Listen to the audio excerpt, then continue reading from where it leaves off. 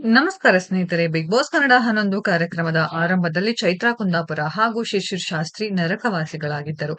ಈ ವೇಳೆ ಚೈತ್ರಾ ಕುಂದಾಪುರ ಅವರಿಗೆ ಶಿಶಿರ್ ತಂಗಿಯ ಸ್ಥಾನವನ್ನ ನೀಡಿದ್ದರು. ಆನಂತರ ಇಬ್ಬರ ಮಧ್ಯೆ ಭಿನ್ನಾಭಿಪ್ರಾಯ ಭುಗಿಲೆದ್ದಿತ್ತು.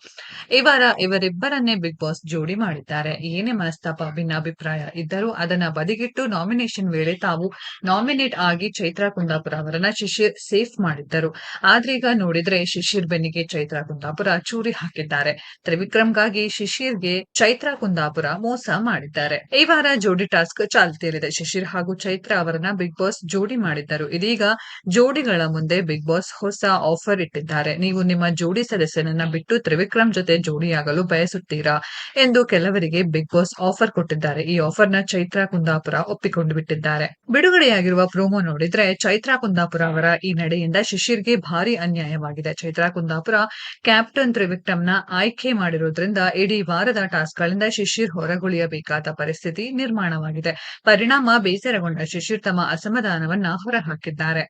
ತ್ರಿವಿಕ್ರಮ್ ದೈಹಿಕವಾಗಿ, ಮಾನಸಿಕವಾಗಿ ಬಹಳ ಗಟ್ಟಿಯಾಗಿರುವ ವ್ಯಕ್ತಿ ಅಂತ ಹೇಳಿ ತ್ರಿವಿಕ್ರಮ್‌ನ ಜೋಡಿಯಾಗಲು ಚೈತ್ರಾ ಕುಂದಾಪುರ ಮನಸ್ಸು ಮಾಡಿದ್ದಾರೆ. ಇದರಿಂದ ರೊಚ್ಚಿಗೆದ್ದ ಶಿಶಿರ್ ನಾಮಿನೇಷನ್ ಅಂತ ಬಂದಾಗ ಅಯ್ಯೋ ಅಂತ ಅತ್ತರು. 12 ವರ್ಷ ಮಣ್ಣು ಹೊತ್ತಿರೋರಲ್ಲ ಆಕ್ಟರ್‌ಗಳು.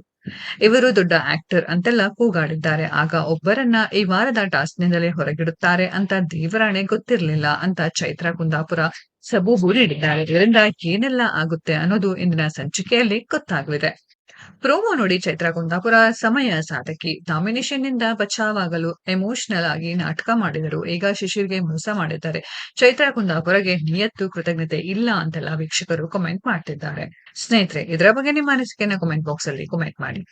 ಈ ವಿಡಿಯೋ ಇಷ್ಟ ಆಗಿದ್ರೆ ಲೈಕ್ ಮಾಡಿ, ಶೇರ್ ಮಾಡಿ, ಚಾನೆಲ್‌ನ ಸಬ್ಸ್ಕ್ರೈಬ್ ಮಾಡಿ, ಪಕ್ಕದಲ್ಲಿ ಇರೋ ಬೆಲ್ ಐಕಾನ್ನ ಹಿಟ್ ಮಾಡಿ. ಮುಂದಿನ ವಿಡಿಯೋದಲ್ಲಿ ಭೇಟಿಯಾಗೋಣ.